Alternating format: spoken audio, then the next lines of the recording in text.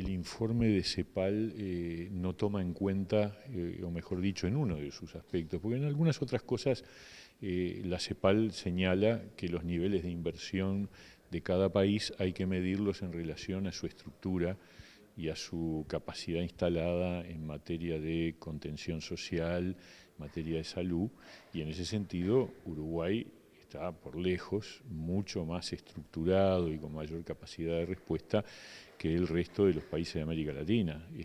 Uruguay tiene, por ejemplo, un seguro de paro que abarca a la mitad de los trabajadores del país, y si a eso le agregamos a todos los funcionarios públicos, prácticamente un 70% de los trabajadores del Uruguay tienen cobertura ante el riesgo del desempleo, cosa que no ocurre en América Latina.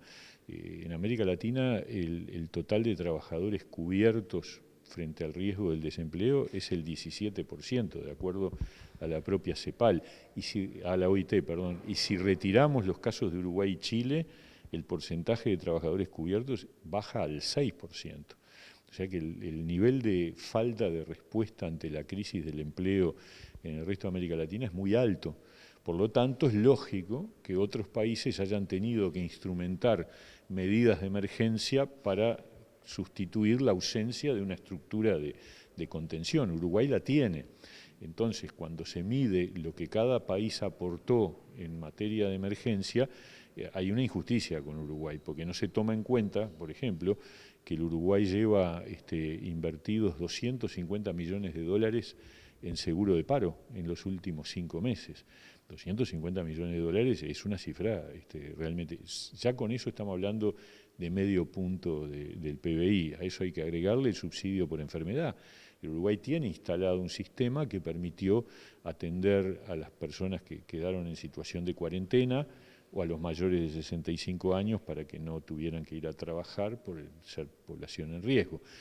Y todo esto es una demostración de una historia que el Uruguay ha construido durante largas décadas entre distintos gobiernos de diferentes partidos, pero que ha construido una malla de contención, por ejemplo, en el tema salud. En el tema salud, el Uruguay hoy, y desde hace muchos años, tiene una cobertura que es completa, lo mismo que el tema jubilatorio. Cuando uno mira el derecho a la jubilación o a la pensión de los mayores de edad, el 90 y pico % de las personas mayores de edad tienen jubilación, tienen por lo tanto un sustento de seguridad social.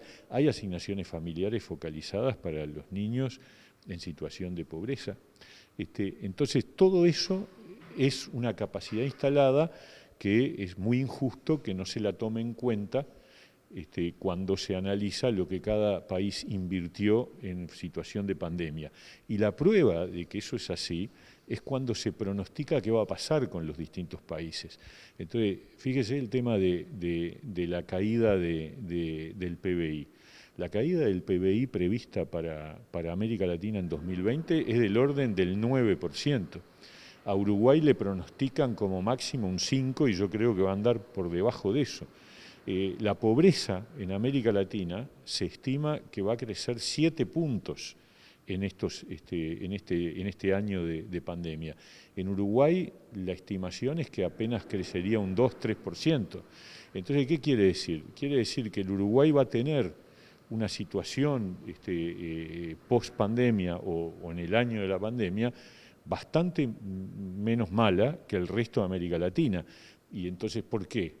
¿Porque invertimos tan poco, como diría el informe de la CEPAL? No, porque tenemos una capacidad instalada tan potente que de alguna manera significa una red de contención muy potente, muy fuerte. Además tenemos, por supuesto, tenemos la limitación de las restricciones de las cuentas públicas, pero tenemos una disposición al sostenimiento de los más vulnerables muy fuerte, que ha sido probada. Además de lo que ya teníamos instalado, hubo además subsidios, y va a seguir habiendo, que tienen que ver con subsidios específicos a los monotributistas, préstamos blandos para las empresas unipersonales, ayudas alimentarias para los que no tienen nada de nada, duplicación de asignaciones familiares y de tarjetas de Uruguay Social.